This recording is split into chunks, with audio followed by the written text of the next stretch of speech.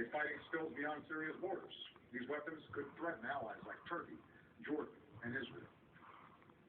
And a failure to stand against the use of chemical weapons would weaken prohibitions against other weapons of mass destruction and embolden Assad's ally, Iran, which must decide whether to ignore international law by building a nuclear weapon or to take a more peaceful path. This is not a world we should accept. This is what's at stake.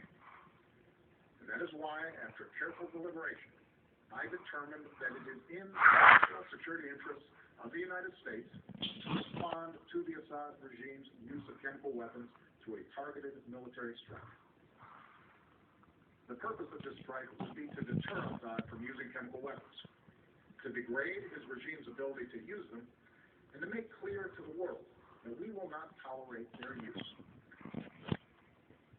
That's my judgment as Commander-in-Chief. But I'm also the president of the world's oldest constitutional democracy. So even though I possess the authority to order military strikes, I believed it was right, in the absence of a direct or imminent threat to our security, to take this debate to Congress. I believe our democracy is stronger when the president acts with the support of Congress. And I believe that America acts more effectively abroad when we stand together.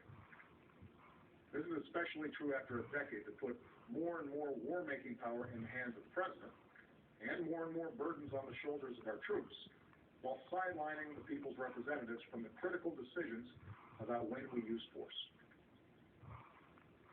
Now, I know that after the terrible toll of Iraq and Afghanistan, the idea of any military action, no matter how limited, is not going to be popular. After all, I've spent 4.5 years